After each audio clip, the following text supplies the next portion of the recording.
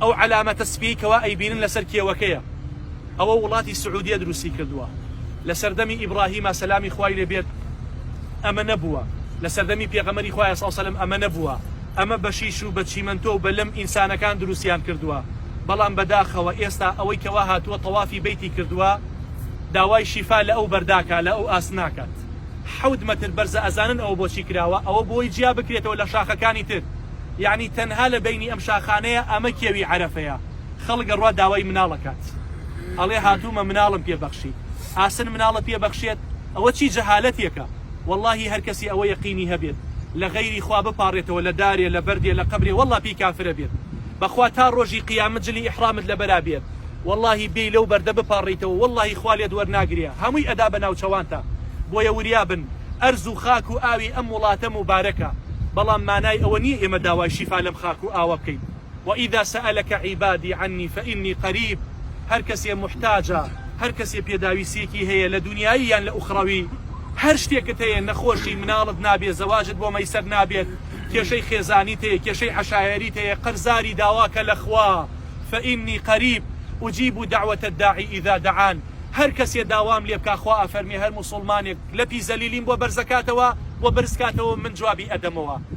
خوای پەروەردگار داوا لێکا داوای لێ بکەی بۆ داوا لە بەردێکەکەی بەرچی بەدەسا کاکە من چیم بەدەسا من ناوسکم با لە هێشت مەجبورم حەبێ بخۆم بڕۆم بۆ لای دکتۆرێ داوای دەرزیەکی لێ بکەم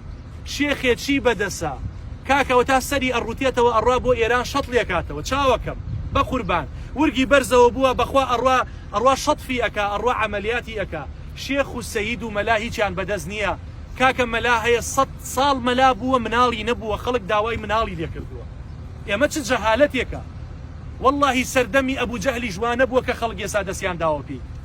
ئەمە قاژەیە لەسەر جەرگمەوە دیە برینێکە لەسەر جەرگمەوە خوشکەکان بە تایبەت ئێوە خاک و بەردی ئەم وڵاتە بۆ ئەبەیتەوە بۆ ماڵەوە یعنی ئەم خاکە ئەم لەما ئەبەیتەوە لە کوردستان چی لێکە یەڵێ ئەمە چییە ئەیبیتەوە داوای چی لێەکەی داوا لە خوا بکە یەک شتێک لە ئەم خاکەوە ئەڕاتەوە دووشت لەم خاکەوە ئەڕاتەوە بۆ کوردستان بۆ هەر وڵاتێکی تر خورماکەی خورمای عەجوە کە پێغەمبەر صلی الله عليه وسلم ئەفەرمێ هەر کەسێک بەسکی ناشتا بەسکی خاڵی لە بەیانیدا بیخوات خوای پەروەردگار لە سحر و لە ژەهر ئەیپارێزێت هەر سحرێکت لێ کرا بێت سحرەکە بەتاڵ ئەبێتەوە و هیچ ساحیرێ ناتوانێت کاریگەری لێ بکات و هەر خواردنێ بخۆیت تەسەموم بێت ژەهراوی بێ ئەو ژەهرە کاریگەریت لێ ناکات کاریگەریت لێ ناکات العجوة من الجنة رسول الله فرمي عليه الصلاة والسلام خرماي عجوة لبهشت وهاتو تسرزوي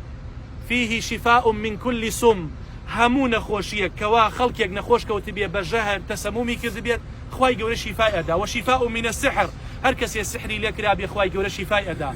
وآوي زمزمش أبينوا آوي زمزمش لما شرب له هركس بهرنية بإخوات خواي پروردگار بوي حاصلكات دعاكي قبولكات ئاوی زەمزەم هەڵگرا حەوجا سوورەتی فاتیحای بەسەرا بخوێنە بڵێ خوایە داوا لێکم تا ئێسا مناڵم نەبووە داوا لێکم مناڵم پێ ببەخشی مناڵی ساڵحم پێ ببەخشی کچی جوانم پێ ببەخشی کچی ساڵیحەم پێ ببەخشی خوایە چەند ساڵە نەخۆشم داوا لێکم بە شیفای بە نیەتی شیفای خۆم شیفام بدەیت خوایە چەند ساڵە کێشەم هەیە لەگەڵ پیاوەکەمە لەگەڵ خێزانەکەمە داوا لێکم شیفام بدەیت تەنها ئەو دوو شتەمان هەیە ببرێتەوە مبارەک بێ بیبینەوە ئەگینا خاک و بەردی ئەم وڵاتە نابرێتەوە داوای هیچی لێ ناکرێ پێغەمبەری خوا صلی الله عليه وسلم تەنها لە خاکی ئەم مەملەکەتەیە لە مەکە و مەدینەیە یەک شتێکی ماچ کردووە یەک شتێک حجر الأسود من الجنة أشد بياضا من اللبن رسول الله فرمي صلى الله عليه وسلم حجر الأسود خواي قول له بهشت وناردي خواره وسبيتر بولشير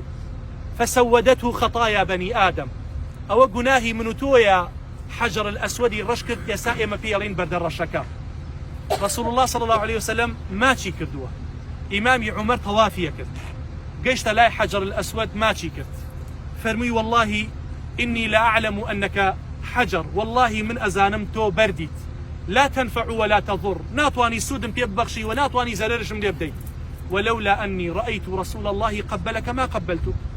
بخوا أجا رسول الله نبيني يا ماشتي كردايا من ماشتم ناكرت كواتا خذوا عني مناسككم لرسول الله وفير عبادة بن صلوا كما رأيتموني أصلي رسول الله شون يجي كردوا آوان يجي كردوا رسول الله دارو بردي أما كي نبردو توبو مالي خوي وماشي كاتو داوي شفاي ليبكا أي بوتوا أي بيتوا دفيري عقيدة بن دفيري ولاء براء توحيد بن هاتند بو إيرا أبي وكو زينب وفاطمة بيت، أبي وكو ابن عباس وابن عمر وإمام جعفر كوري صادق بيت، أبي وكو أوانا فيري دينداري بيت. أم خاكو أو مباركة بوشي مباركة لبر أو مهبطي وحيا أم قرآن ليرة دابزيوا قاچە مبارەکانی پێغەمبەری خوا صلی الله علیه و سلم بەسەر ئەم ئەرزەیە ڕۆیشتووە بەڵام تۆ نابێ ماچیکەی حتى علماء فەرمون قورئان چەندێ پیرۆزە قورئان نابێ ئینسان چونکە ها دەم غەیبەتی پێکرێ بوختانی پێکرێ جنێی پێدرێ ئەڵێ نابێ ئەوە ماچ بکرێت ئەوە خۆ قسەی من نییە مامۆسا لەم وڵاتە خوێنێ بڕۆ لە علەمای ئەم وڵاتە پرسیار بکە یعنی تۆ قورئان کاتی ڕێزت لێگرتووە عەمەلی پێ بکەی بیخوێنیتەوە تطبیقی کەی لە ژیانی ڕۆژانەتان نەک تەنها ماچی بکەی مناڵم بووە ڕاکە فلانە مامۆستا قورئانێ بێن و لەژێر سەر مناڵەکە نەکشەوە لە مناڵەکە بدا یا ژنەکە زەیستانە بترسێ ئێمە قورئان بەوە بەکارەهێنین بۆیە با بە خۆمانە بچینەوە ئەمە جەبەل الرەحمەیە خوای پەروەردگار بیکاتە قسمەتی هەموو لایەکمان ئەوەی حەجی بەنسیب نەبووە خوایە بە قسمەتی کەی ئەوەی بەنسیب بووە دووبارە و سێبارە ئەم شوێنەی بە قسمەت کەیتەوە یا ڕەبی خوایە داوا لێکەم ئەم شوێنەمان بە قسمەت کەی یا ڕەبی خوایە